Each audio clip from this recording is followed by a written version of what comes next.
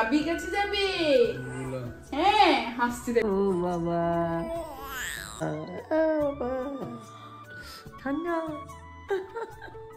জেঠুদের বাড়িতে এসেছি, এখানে ভগবানকে প্রণাম। সকাল সকাল মা আর সোনাই এসছে, মা আর সোনাই এসছে। Good morning. আজকে গুড মর্নিংটা আমার মা আর সোহাগকে দিয়ে শুরু করছি। সকালবেলা এই মা হাসছে, হাসছো রোদে, হাসছো।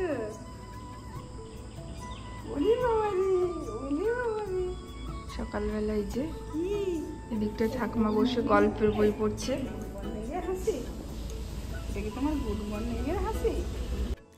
আর আজকে আমি একটা মহাযুদ্ধে নামবো। আমার এই আলমারি পুরো পরিষ্কার করব, ফাঁকা করব, কারণ বাড়িটা এবারে আস্তে আস্তে পরিষ্কার করতে হবে। সামনে অনুষ্ঠান, দেরি আছে, অনুষ্ঠান আছে। আর আজকে মা সোনাই সবাই আছে, যেহেতু মানে ওকে নিয়ে বসবে, তাহলে আমি এটা পুরো ক্লিন করব। অলরেডি দেখো আমি নামিয়ে ফেলেছি।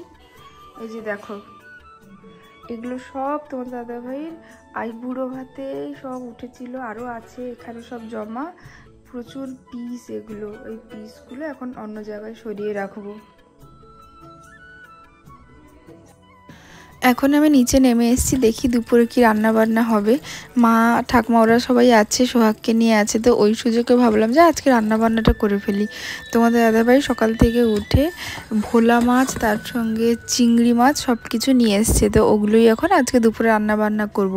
আর হ্যাঁ, আজকে আবার আসবে দুষ্টু মাম, হানির টেস্ট কমপ্লিট হলো, সোহাগকে দেখতে আসবে। অনেক দিন হলো দেখতে আসেনি।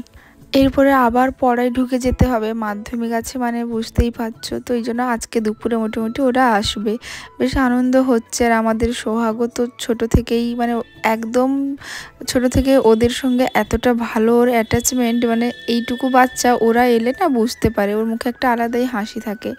তো যাই হোক, এখানে আমি রান্না বান্না শুরু করে দিয়েছি। এদিকে দুষ্টুমাম হানি চলে এসছে, ওর জন্য আবার সোয়েটার নিয়ে এসছে। আমাদের মোটামুটি সোহাগের জন্য খুব একটা আর কিছু কিনতে হয় না, আমার বাড়ির সবাই কিনে রেখেছে। ওর পিপিওর জন্য কয়েকটা সোয়েটার এনে দিয়েছে আমার মা, দুষ্টুমাম সবাই মিলে। আমার বাবু হনুমান টুপি পরেছে, এইবারে মনে হচ্ছে শীতকালটা এসছে বলে মনে হচ্ছে। দুদিনের ব্লগটা পোস্ট করছি, কাল তো সবাই ওরা চলে গেছে। আর এই যে এখন আমি এসেছি আমাদের জেঠুর বাড়িতে। জয়ের ঠাকুমা আর আমার ঠাকুমা দুজনে বেশ ভালো গল্প করলো। আর জয়ের ঠাকুমা কিন্তু আমার ঠাকুমার থেকে আরও 10 বছরের বড়। ওই 49 সালের যে বন্যা হয়েছিল, আমি দেখেছি বেশিরভাগ বয়স্ক মানুষের মধ্যে কথোপকথন হয়, তোমার জন্ম 49 সালের বন্যার সময় না আগে না কখন, তো ওইটা দিয়ে কিন্তু বয়সটা দেখি বেশি নির্ধারণ করে। তো জয়ের ঠাকুমা বলছিল ওই সময় নাকি বয়স 10-12 বছর হয়ে গেছে, আর আমার ঠাকুমার নাকি তখন মাত্র 2 মাস বয়স। তো দুজনের মধ্যে এরকম গল্প আলাপ আলোচনা চলছে, দেখলেও ভালো লাগে। মাথার উপরে এইসব মানুষ যতদিন আছেন ততদিন কিন্তু আমাদের সত্যি অনেক ভাগ্য।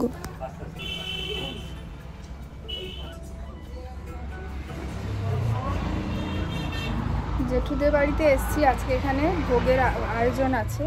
জেঠুদের বাড়িতে গোপাল আছে, তো জেঠুদের বাড়িতে এসেছি, এখানে ভগবানকে প্রণাম করে এখানে দুপুরে আজকে খাওয়া দাওয়া। ঠাকুমাকে নিয়ে এসেছি, সোহাগ, সবাই মিলেই আমরা এসেছি। এই যে আমাদের বাড়ির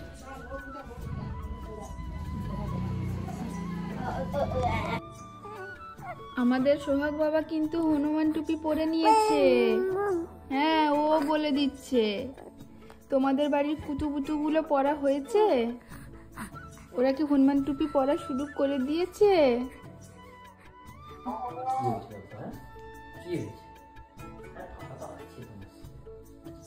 চুপ করে টাকি মেরে পড়ে আছে,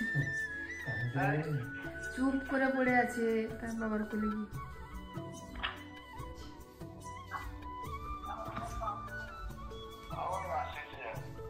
ওটা লিখে পাঠিয়ে দেবে।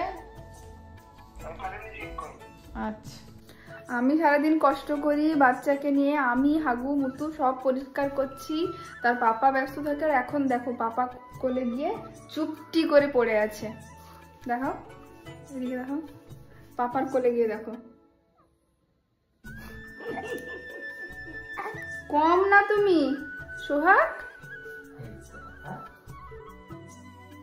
বাবা ঠান্ডা, বাবা ঠান্ডা। কি গো কি গো, আজকে পাপার সঙ্গে ঘুমাবে? কি গো বাবা?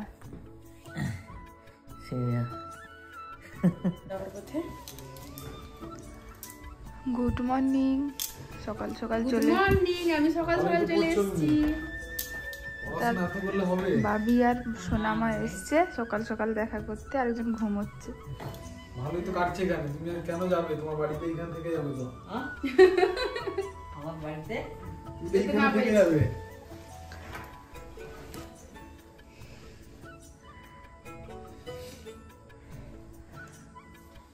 উঠে পড়ো বাবা।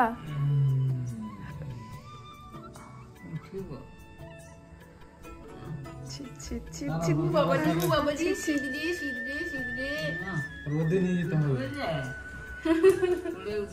বাবা বাবা উঠো, বাবা উঠো, বাবা উঠো, বাবা উঠো।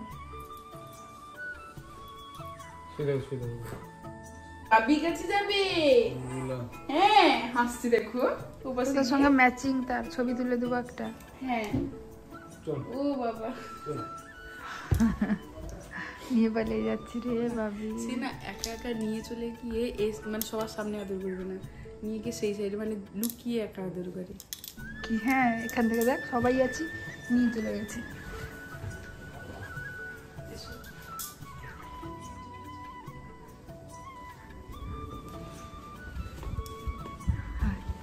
সে নিয়েই চলে গেছে কোথায়।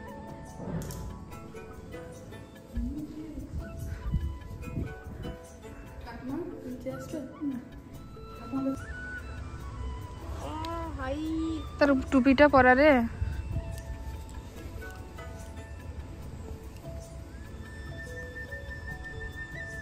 ও বাবা ও বাবা।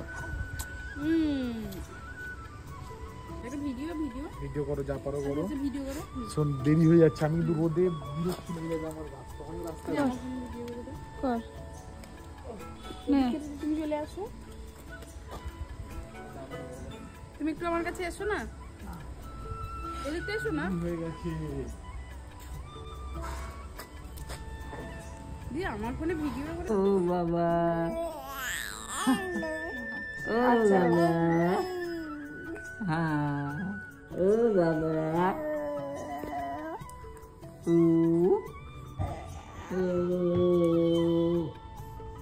কি দেখছো? কি দেখছো সোনা? কি দেখছো? কি দেখছো?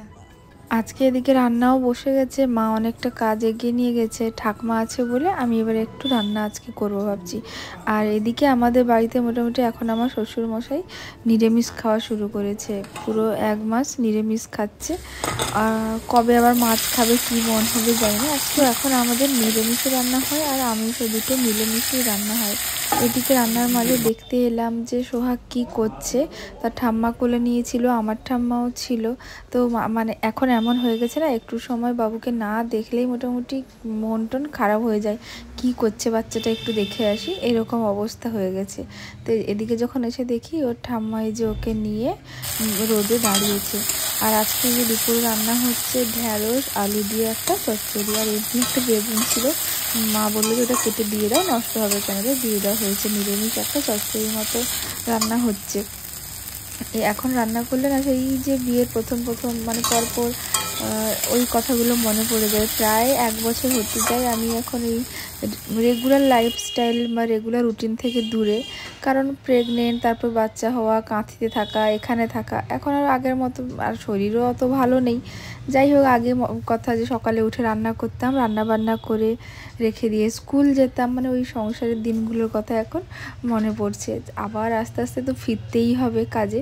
তো যাই হোক, আজকে এদিকে আবার রান্না হচ্ছে ফুলকপি আলু ঝোল, আর পরে এই ফুলকপি আলু ঝোলের সঙ্গে মাছ ভেজে মিশিয়ে দেবো ভাবছি, কারণ অত দুবার করে করা আর সম্ভব নয়। নিরামিষ ফুলকপি আলু ঝোলে মাছ ভেজে মানে মিশিয়ে দেবো। অ্যাকচুয়ালি ফুলকপি আলু ঝোলে কিন্তু আদা রসুন দিয়েও ভালো হয়, বা আদা জিরে বাটা দিয়েও হয়। কি আর করা যাবে। আর তোমাদের দাদাভাই একটু আদা রসুন দিয়ে ফুলকপি আলু মাছের ঝোলটা খেতে ভালোবাসে, কিন্তু অত দুবার করে করা আর সম্ভব নয়।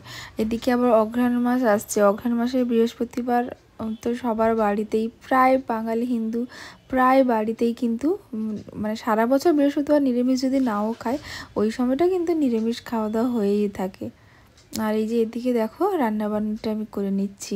আবার সামনে একদিন দুদিনের মাথায় আমাদের সোহাগীর আবার ভ্যাকসিন আছে, ওটা একটা মাথায় চিন্তা ঘুরছে। আর আমি হলাম 1 নম্বরের ভীতু মা যাকে বলে, মানে বাচ্চার একটু কিছু হয়ে গেলেই ভয়ে আমার টেনশন শুরু হয়ে যায়। তো এত ভীতু মা হওয়া ভালো না। তোমাদের মধ্যে অনেকেই আছো যারা মা, তোমরা কিন্তু খুব সাহসী, আমি দেখেছি অনেকে, আবার অনেকে আমার মতোই আছো। সে আর কিছু করার নেই, ওটা মানুষ অনুযায়ী ডিপেন্ড করে।